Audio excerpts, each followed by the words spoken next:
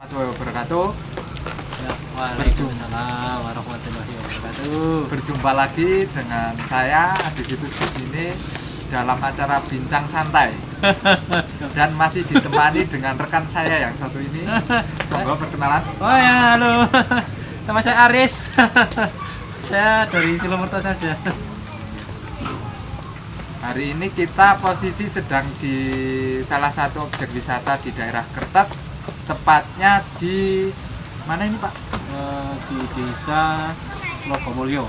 Logomulyo, di sebuah telaga ya, betul ya? Telaga, lebih tepatnya namanya Telaga Bedaka. Bedaka. Ini adalah salah satu tempat wisata yang cukup terkenal di daerah sini dan banyak dikunjungi oleh wisatawan dari luar kota juga. Terus cuaca hari ini cukup ya tidak sesuai ekspektasi tapi enak ya menurut. Jadi kan kita berangkat dari rumah itu sekitar jam setengah satu setelah sholat zuhur. Alhamdulillah cerah. Tapi begitu sampai di Indomaret itu tadi di Gondang itu langsung hujan ya bro. Hujan cukup deras ya, sampai sini malah kayak gini kabut, nggak dapat ya pemandangan yang bagus seperti biasanya lah. Tapi tetap bersyukur karena masih bisa buat video di sini dan buat foto-foto. Sebenarnya malah sahdu loh. Ya lebih sahdu Karena kita kebetulan anak gunung ya. Kita menjumpai kabut-kabut seperti ini menjadi luar biasa. Ya. Lagi ditambah ini hangat. Ditemani kopi juga, intinya ditemani kopi. Ger. Ya. Kalau pengen kesini bisa lihat mana saja Bu? Bisa lewat jalur arah dari Temanggung bisa, terus dari Kota Wonosobo juga bisa, terus dari Kalau dari arah Temanggung itu biasanya sampai pom bensin yang baru itu tinggal belok kanan Ya. itu jalurnya sudah lurus. udah enak, udah enak. Kalau dari arah Wonosobo nanti mungkin bisa belok di arah pasar Kentang itu lurus saja lewat jalur Gemdom gitu. Luar biasa ya cuacanya ya. Iya luar biasa. Ini kalau tidak kabut kita bisa lihat Gunung Sindoro dari sini dan pesonanya cukup bagus teman-teman. Jangan salah kalau yang suka mendaki gunung ya. Cukup bagus. Bagus sekali pemandangannya, view-nya dari sebelah sana itu terlihat Gunung Kembang dan Sindoro. Kalau yang suka yang-yangan yang Bisa datang ke sini. bisa datang ke sini berduaan ya. Asal kalau yang-yangan itu kan ya cowok sama cewek. Jangan kayak kita ya, kemana-mana berdua. Terus kita berdua kemana-mana. Itu tidak masalah.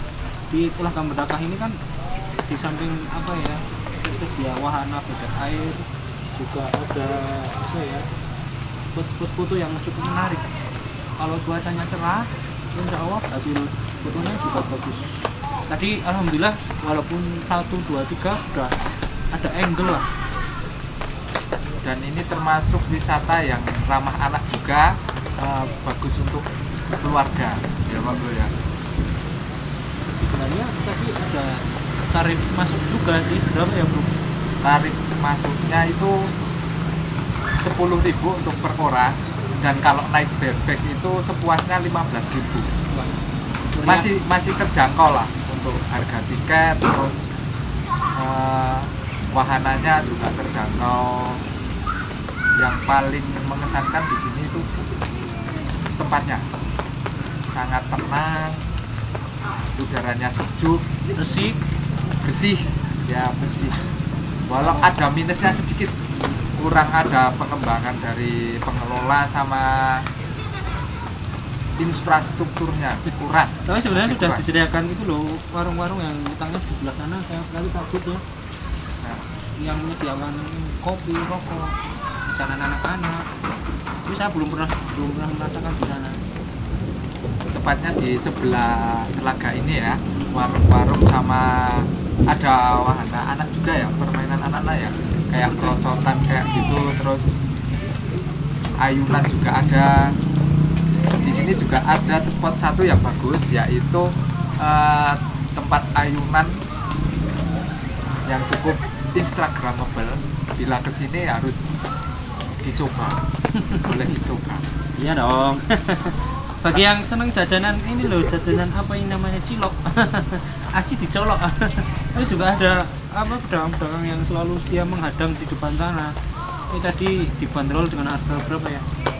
Itu tadi kita beli Rp5.000 ya. 5.000 perbungkus. Perbungkus. Enggak kemahalan kok. Nah. Bukan 5.000-an. 5.000 itu tadi. Oh, 5.000 satu. 5.000 satu bungkus. Tapi rasanya lumayan sih Nah, buat ganjel-ganjel itu. apalagi suasana dingin kayak gini, makan cilok yang panas atau anget, nikmat sekali. Nikmat dan luar biasa nikmatnya.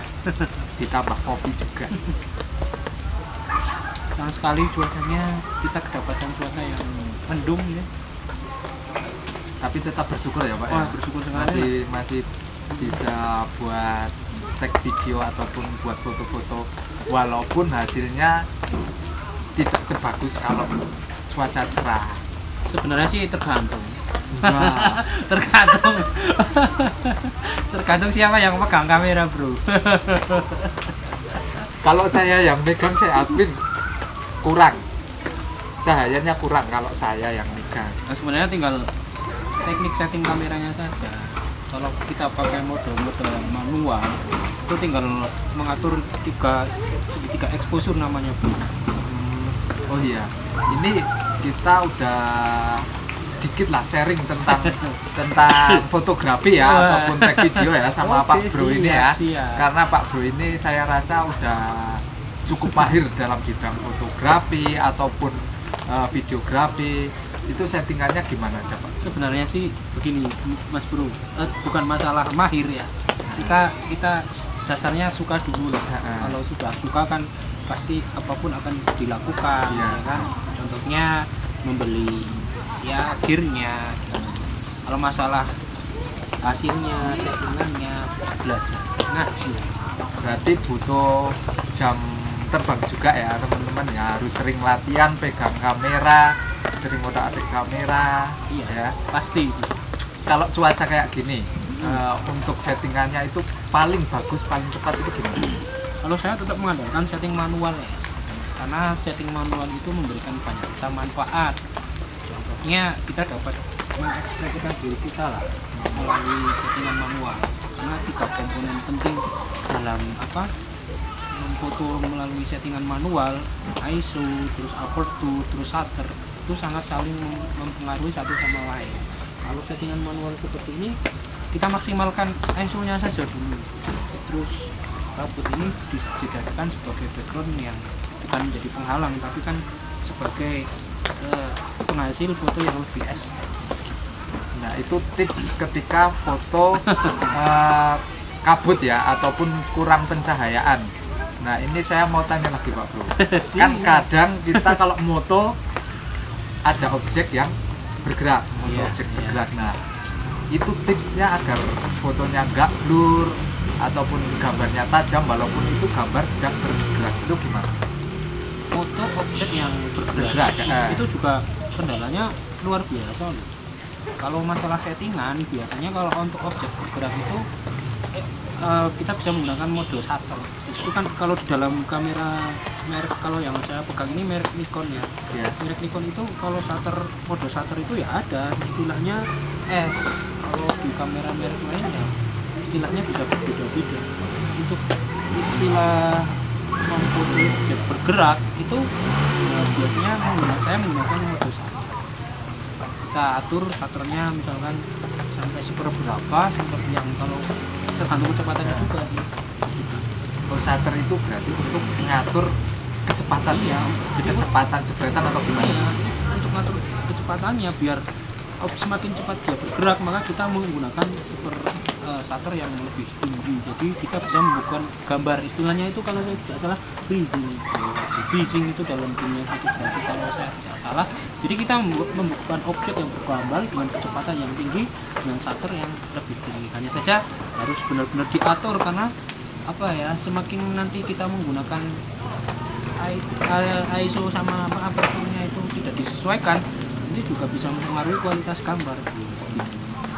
Itu ya teman-teman ya, kalau kita mau foto ataupun ambil gambar dari objek yang bergerak, tipsnya seperti tadi yang udah disampaikan sama rekan saya atau sahabat saya. Terus ini lagi Pak Bro, Iya. saya mau tanya, kalau kamera yang cocok di outdoor ataupun indoor itu yang gimana spesifikasinya? Bicara masalah cocok dan tidak cocok ya. Nah, Itu kalau menurut saya banyak brand di Indonesia yang sangat luar biasa lah untuk berkembang. Kalau cocok tidak cocok itu selera masing-masing, kesukaan masing-masing. Kalau dari dulu saya sebenarnya ya Nikon, kan ada merek kamera yang lain juga yang kualitasnya bisa lebih bagus, bisa seimbang. Contoh banyak di pasaran di Indonesia kan sudah banyak. ya itu ya, kalau Pak Bro ini lebih suka pakai Nikon, kembali lagi ke selera masing-masing ya, mau pakai Iya, bukan berarti tapi saya juga sudah mulai melirik, bukan berarti ini selingkuh ya. Iya. Tapi saya sudah mulai Oh, mulai mau Iyalah. mencoba Iya, baru ya, iyalah. kamera baru ya. Tapi setia boleh, tapi kan ketika ada yang bukan masalah yang Iya. lebih bagus kan kita juga Iya. bisa mencoba dengan merek-merek yang lain. oh, iya. Tapi kalau dari awal dulu megang kamera itu awalnya Nikon dulu. Pandangan pertama saya nih, entah kenapa yang jelas kamera yang pertama kali saya miliki adalah kamera Nikon. Itu ya teman-teman ya, kembali lagi ke selera. Kalau masalah kamera itu kembali lagi ke selera. Nah ini lagi Pak Bro, kan kadang kita dalam penggunaan lensa juga berpengaruh ya. Iya. Menyesuaikan dengan kondisi, tempat, terus pencahayaan juga. Nah itu yang paling sering Pak Bro pakai ketika di alam, kan kita seringnya Iya. keluar di alam itu Iya. pakai lensa yang mana? Kalau Rekomendasi. Iya, jenis lensa itu kan beberapa ya. Nah, Ada yang lensa tele. Lensa tele itu untuk memfoto objek yang begitu jauh. Contohnya ini Bro, sudah kelihatan Bro, bagus Oh, iya. sekali ya. Itu telah gambarnya sudah bagus sekali ya. Kalau untuk model alam sebenarnya kami cenderungnya kepada lensa wide. Lensa wide itu lebih cocok untuk memfoto-foto alam, Alam. begitu. Kalau ya walaupun menurut saya kalau masalah modeling di alam juga bisa digunakan lensa yang namanya lensa fix. Jadi itu blur bokehnya itu lebih. Kalau di alam sih sebenarnya cenderung ke lensa wide sebenarnya. Kita bisa memfoto semuanya. itu ya teman-teman, sedikit tips lagi dalam pemilihan lensa. Ciloknya, Ketika Bro, ciloknya, Oh ya, Bro. Bapak. Kan. Ya, kalau di alam ya lebih baik dan lebih bagus pakai wide ya Pak Bro ya. Ya, Pakai wide ya. iya. Kalau untuk seperti pemandangan itu lensanya cenderung kepada lensa wide. Right. Kalau untuk modeling itu biasanya kita pakai lensa fix. Itu bokehnya itu lebih tajam. Kalau pakai lens bukannya bagaimana ya, karena jenis lensanya itu bervariasi. Ini udah mulai agak cerah ya Iya, Pak Bro ya. bagus ini Udah cuacanya. mulai bagus. Itu teladannya mungkin udah mulai kelihatan, ada wahana buat keluarga juga, bebek-bebekan ya yang tadi kita ceritakan di awal Iya. ya. Terus ada tips lagi nggak Pak Bro untuk yang mau hobi awal atau memulai dalam bidang fotografi sama videografi? Ini tidak ada tips ya. Kalau bisa ya yang pertama harus seneng. Kalau mau melakukan apapun itu dasarnya harus seneng. Terus kalau sudah ya nabung dalam artian untuk membeli perlengkapan, entah itu kameranya, lensanya atau properties yang setelah punya baru digunakan artinya kan kalau punya ya harus dipakai, harus digunakan. Rajin-rajin belajar memoto di luar, ya tidak hanya di luar, di dalam juga bisa. Itu ya sedikit tips ya. Nah, kalau yang mau memulai fotografi, misalkan banyak latihan ya, Ah, iya. banyak latihan dan nabung buat beli alatnya, kalau bisa upgrade ya Pak Bro ya. Iya. Menyesuaikan ya. Iya, semakin kesini itu fiturnya semakin canggih, antara brand yang satu dengan brand yang lain itu semakin canggih. Artinya apa? Ketika kita sudah menentukan pilihan, belum tentu kita akan memilih itu terus. Pasti ada godaan-godaan kan, dalam artian memberikan fitur-fitur yang lebih canggih. Ya kalau saya, karena memang dari dulu senangnya Nikon, saya berusaha untuk memaksimalkan kamera-kamera yang saya punya dengan lensa-lensa yang sama begitu. Nah, ini suasananya sudah lumayan ya ini. Lumayan bagus ini. Kabutnya tiba-tiba datang, tiba-tiba pergi. Hilang. Seperti Kisah cinta saya. tidak cinta si bro sama saya ini. Kadang Yang datang, kadang tiba-tiba pergi. datang langsung entah kemana tiba-tiba pergi. Kadang-kadang hangat, kadang-kadang Ya, dingin. Dingin betul sekali. Tiba-tiba datang, tiba-tiba pergi. Ya Allah, luar biasa. Ya. Kopinya tadi sudah ngopi kita. Mungkin itu saja sedikit perbincangan kita mengenai fotografi dan videografi. Cukup sekian, kita lanjut di next konten berikutnya. Salam lestari.